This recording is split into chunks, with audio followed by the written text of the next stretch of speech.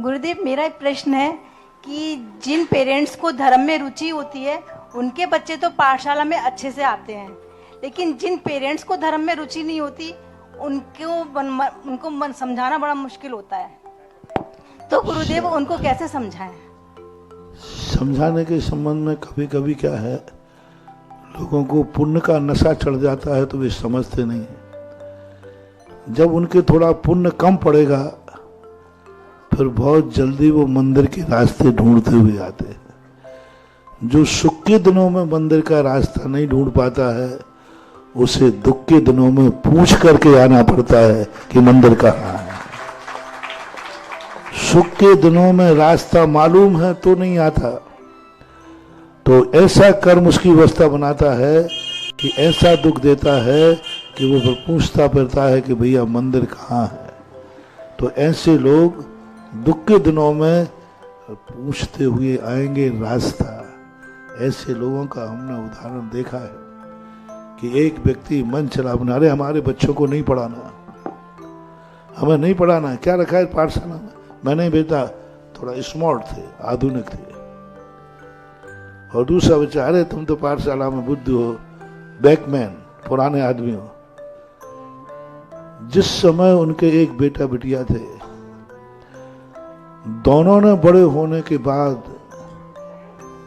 ऐसे जाकर के शादियां की और माँ बाप को ऐसे भूले। करोड़ों रुपए की संपत्ति थी लेकिन उनके परिवार को कोई भोगने वाला नहीं रहा, कोई पानी देने वाला नहीं रहा।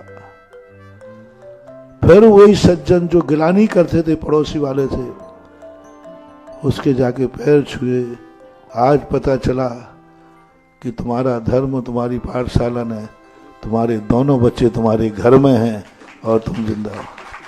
आज मेरे बच्चे मेरे पास नहीं हैं, मुझे पूछते नहीं, वो कहते मेरे लिए कौन माँ कौन पिता, सब भाग गए, कोई पूछने वाला नहीं।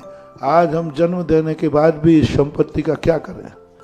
बच्चों को कोई लेना देना नहीं, उनमें कोई जन्नत का संस्कार ही नहीं। दोनों मांसाहारी हो गए, मांसाहारियों के शादियां कर ली, आज हम कुछ नहीं है। अब वो कहते, फिर वो मेरे पास पकड़ के लाए, जो दूसरे सज्जन तो सज्जन ही होगा, बोले महाराज जी अब आप बताओ। मैंने कि अब तो चिड़िया चुग गई, अब तो सब कुछ खत्म हो गया। अब तो यही भावना भाव कि अगले भाव में जब भी हमारा जन्म होगा हम और हमारे बच्चे सबसे पहले मंदिर और पाठशाला जाएंगे। तो ऐसे लोग जो पुण्य के उन्माद में रहते हैं, इनको अपन नहीं सुधार पाएंगे।